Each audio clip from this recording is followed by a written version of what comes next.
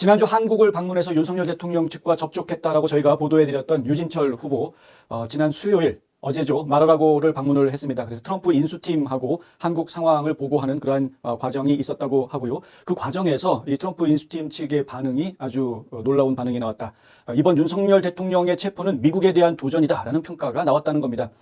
유진철 후보는 제가 누구보다도 잘 압니다. 22년 전이죠. 제가 횟수로 따지면 22년 전에 애틀랜타에서 처음 기자 생활을 시작했을 때 그때부터 알고 지낸 사이입니다. 그러니까 누구보다도 더 잘 알고 있다라고 이야기할 수 있고요. 한인회의에 일을 하게 되면서 어거스타 한인회장도 하고 동남부 한인회 연합회장도 하고 그리고 미주 한인회 총연합회 회장까지 하면서 이 전국구 한인회장 역할을 하면서 한글을 사용하는 것이 조금씩 더 늘어난 그런 케이스라고 보셔야 되고요. 유진철 회장 같은 경우에는 인맥이 굉장히 지금 두텁습니다. 보통 우리 그 이민 와가지고 열심히 먹고 살기 바쁜 사람들의 이 인맥하고는 좀 경우가 아주 판이하게 다릅니다. 정규 학교는 아니지만 하버드의 비즈니스 스쿨 단기 코스긴 합니다만은 그런 것을 통해서도 인맥을 쌓은 것이 있고요. 방산산업체를 운영했던 것도 유진철 후보가 혼자 사업을 했던 것이 아니었고 파트너가 있었는데 유태인이었습니다. 그러니까 그러한 인맥들을 쭉 따지고 보면은 보통 일반 이민 와서 살고 있는 일반 이민자들하고는 좀 다른 인맥을 가지고 있는 것은 분명한 사실이고요. 지금 이제 조지아주에서 연방 하원 후보로 공화당 측 후보로 낙점이 돼서 그래서 이제 선거에 나가게 되는데 이 4선거구라는 곳에 나가게 되는데요. 이 조지아주 4선거구라는 곳은 지난 20년이 넘는 기간 동안 행크 존슨이라는 흑인 연방 하원 의원이 계속 하원 의원을 하고 있는 것이었습니다. 어쨌든 결과는 뭐 25% 정도 받은 것으로 그렇게 이해를 하고 있는데 100% 민주당이었던 데에서 공화당 25%가 생긴 거기 때문에 공화당 내부에서는 예사롭지 않게 본 겁니다. 더군다나 트럼프 같은 경우가 그 조지아주 연방 하원 4선거구에서 트럼프가 받은 득표율이 16%, 17%밖에 안 됐습니다. 그리고 선거가 끝나고 난 다음에 공화당 측에서 관심이 이제 높아지니까 불렀죠. 불러서 그동안 고생했다라고 하면서 치하해주고 선물도 주고 뭐 넥타이를 선물 받았다고 하던데 약간 선물도 받고 뭐 이런 일들이 좀 있었고요. 한국에서 탄핵이 벌어지니까 탄핵이 12월 4일 날 벌어지죠. 12월 3일 날 비상계엄 선포했다가 비상계엄 선포한 바로 다음 날 12월 4일 미국 시간으로 12월 4일이니까 한국 시간으로 12월 5일이 되겠습니다만 트럼프가 불렀습니다. 유진철 후보를 딱 집어서 불렀습니다.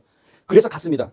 뭐 갔던 이유는 여러 가지가 있었습니다. 딱 한 가지만 이야기하려고 간 것은 아니었고요. 그러니까 이제 지금 주한 미국 대사 후보감으로 추천이 들어와서 그것 때문에 이제 면담을 하기 위해서 간 부분도 있었고 그리고 지금 한국에서 벌어진 이러한 그 비상계엄 사태 이런 것에 대한 이야기를 듣고 싶은 그런 부분도 있고 여러 가지가 있었습니다. 그래서 원래는 15분 면담을 하기로 예정이 되어져 있던 게 40분 넘게 대화를 하고 나왔습니다. 이러한 일들에 대해서 지금 다른 언론사들이 전혀 이해를 못하죠. 경험을 해보질 않았으니까 그런 내용들을 잘 모르니까 뭐 그러면서 팩트체크라고 하는 걸 보니까 제가 너무 황당해서 그래서 지금 제가 흥분해서 지금 얘기를 드리는 건데 팩트체크를 하려면 좀 제대로 해야죠. 그게 뭡니까? 한심하게. 한국일보, 미주 한국일보에서 나온 거 가지고 팩트체크를 합시고 사진을 올려놨는데 9명의 한인 후보가 나왔는데 그중에 8명 사진만 나오고 유진철 후보는 사진도 안 나왔다? 한국일보 기사 가지고 한국일보가 어떤 신문이 그리고 LA에서 나온 거 가지고 지금 여기 아틀란타 한국일보는 완전 좌빨 신문으로 낙인이 찍혀져 있는 언론사입니다. 유진철 후보 기사 안 써줍니다. 신문에서 동네에서. 기사를 안 내줍니다. 공화당 사람들. LA 본사에서 한국일보에서 사진 좀 달라고 했는지 모르겠습니다. 안 줄 겁니다. 완전 좌빨이거든요. 여기 아틀란타 한국일보. 그러니까 그런 사정도 전혀 모르니까 그냥 뭐 신문에 얼굴이 안 나왔다. 완전히 저평가받는 사람인 것처럼 그렇게 폄하하는 그걸 팩트체크라고 얘기하는 걸 보고 제가 너무 화가 났는데 저희 뉴스앤포스트가 아무런 팩트체크 없이 그냥 마구 떠들어대는 그냥 일반 유튜버가 아닙니다. 저희는 굉장히 신중하게 보도해드리고 있는 언론사고요. 트럼프 대통령이 굉장히 어려운 상황을 겪고 있던 중에서도 음모론은 저희가 되도록이면 전해드리지 않겠다라고 선을 항상 그어왔었고 사실인지 아닌지 확인해가면서 항상 말씀을 전해드렸었습니다. 이번에 보도해드리는 것도 마찬가지입니다. 이 단독 보도가 그냥 갑자기 어느 날 갑자기 툭 튀어나온 게 아니지 않습니까? 그 전부터 계속 여러 가지 보도를 해드리면서 나온 거였습니다. 저희가 유진철 후보가 한국에 나갔다. 지금 집회 현장에 나간다. 지금 뭐 윤석열 팀을 만난다고 한다. 한국에 트럼프 팀에 보고했다고 한다. 그리고 미국에 들어와서 저희가 직접 여기서 인터뷰를 직접 했고 그리고 지금 마라라고에 그 다음날 내려가가지고 트럼프 인수위하고 미팅을 하고 온 이야기를 지금 전달을 한 겁니다.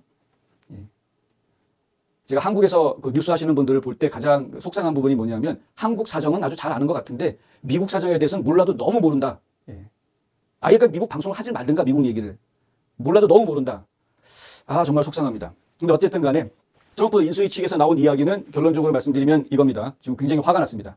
화가 났습니다. 이게 잠자는 사자의 코털을 건드렸다는 얘기까지 나왔습니다. 그리고 트럼프에 대한 직접적인 도전으로 지금 트럼프는 받아들이고 있습니다. 트럼프 입장에서 이렇게 받아들일 수밖에 없는 이유는 아주 분명합니다. 뭐 때문에 이러냐면은 부정선거 문제 때문에 그런 겁니다. 부정선거. 거기에 중국이 있기 때문에. 중국이 있기 때문에. 여러분들이 참조하시고 싶으시면은 그 신인균의 군사 TV 방송에서 어떻게 팩트 체크를 하는지 보십시오. 그러니까 지금 군함, 그러니까 이제 군 수송선이 평택을 떠나가지고 오키나와까지 간 그 수송선이 오키나와에 정박해 있는 사진 이런 것들을 찾아내서 지금 보여주지 않습니까? 시간대가 비슷하게 맞아떨어진다. 지금 뭐 스카이데일리에서 보도한 내용하고 대충 맞아떨어질 수 있는 것 같다. 뭐 이런 이야기들을 하면서 팩트 체크를 하려면 차라리 그런 식으로 해줘야지. 이게 무슨 뭐 애들 장난도 아니고 맨날 거짓말하고 있던 성관이 사람들 얘기 딱 꺼내면서 성관이에서 일하고 있는 사람이 그날 중국인들 없었다고 얘기한다. 미친 거 아닙니까? 진짜 제정신입니까? 그게 무슨 팩트 체크입니까? 성관이 사람들 얘기 듣고 떠들어대는 게 한심하게 짝이 없는 얘기. 그리고 그라운드시에서 또 보도한 내용을 좀 참조를 하시면 상황을 보면은 이 상황이 기가 막히게 맞아떨어집니다. 이게 지금 뭐 가짜로 꾸며냈다라고 이야기하기에는 기가 막히게 딱딱딱 맞아떨어지는 부분들이 있다는 것이죠. 그게 지금 부정선거 문제, 선관위 급습 문제, 그리고 중국이 거기에 개입돼 있다는 문제, 이게 기가 막히게 맞아떨어지고 있는 겁니다. 트럼프 대통령은 이미 이전부터 알고 있었습니다. 그러한 상황들이 있다는 것에 대해서. 윤석열 대통령도 이미 알고 있었습니다. 2023년부터 이미 정식으로 보고를 받고 있었고요. 본인이 대통령 출마했을 때도 이미 후보 시절에도 부정선거 문제에 대해서 알고 있었습니다. 증거가 없었던 것뿐이었죠. 증거가. 이번에 증거 확실하게 잡았다 이건데 예. 자, 두고 봅시다. 이제 어떤 일이 벌어지게 될지. 트럼프 입장에서는 지금 미국 입장에서는 아주 분명합니다. 중국을 견제를 해야 됩니다. 첫째, 중국을 견제를 해야 된다. 그런데 중국을 견제하는데 부정선거 이슈가 있다?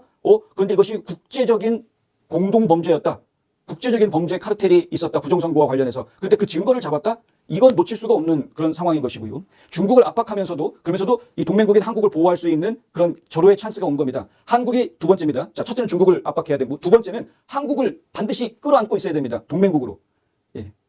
한국을 끌어안고 있어야 북한하고 협상을 해도 협상이 쉬워지는 것이죠. 한국이 미국 말 듣지 않고 있는 상황에서 북한하고 협상이 쉬워질 수가 없는 겁니다. 한국이 중국의 속국이 돼버렸다. 중국 시진핑의 영향권 안에 들어가서 중국 얘기만 열심히 듣고 있고 미국 얘기를 들으려고 하지 않는 그런 상황이 돼버렸다. 그러면은 김정은이 트럼프랑 협상할 때 매우 고자세가 될 수밖에 없죠. 이거 내놔 이렇게 될 수밖에 없는 겁니다. 트럼프는 그걸 원하지 않습니다. 트럼프는 어떻게 해서든 대한민국 정부가 친미 정부가 되게끔 만들려고 합니다. 그게 두 번째입니다.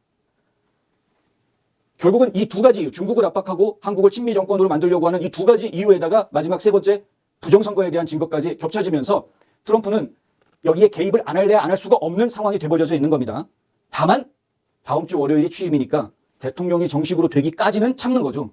다만 월요일까지 참는 겁니다. 참고 난 뒤에 어떤 일이 벌어지는지 한번 저희가 기대하고 봐야 되겠다라는 이야기. 오늘 아틀란타에서 무슨 행사가 있었느냐? 트럼프 승리 축하 행사가 있었습니다. 귀넷 카우니하고 디캡 카우니의 공화당 선출직 의원들하고 후보들이 모여서 그리고 한인 유지들 같이 모여가지고 공화당원들 모이는 자리죠. 그 모여서 이제 트럼프의 당선을 축하하는 그러한 행사가 있었습니다. 그 자리를 호스트한 게 유진철 후보입니다. 이 유진철 회장이 그 사회를 봐가면서 VIP들 다 소개하고 인사시키고 얘기를 나누고 맨 마지막에 끝나고 나서 그 얘기를 합니다. 트럼프가 지금 화가 났다. 트럼프가 반드시 뭔가 할 거다, 한국에. 근데 지금은 대통령 취임 전이니까 대통령 취임 끝나고 나면 분명히 뭔가 할 거다. 그 얘기를 다시 한번 강조하는 걸 제가 들었는데 확실하게 해야 되겠다. 기대하셔도 좋을 거다라고 저는 감히 말씀드릴 수 있습니다. 지금 이제 한국은 완전 뒤집어질 겁니다. 각오해야 될 겁니다. 진짜로.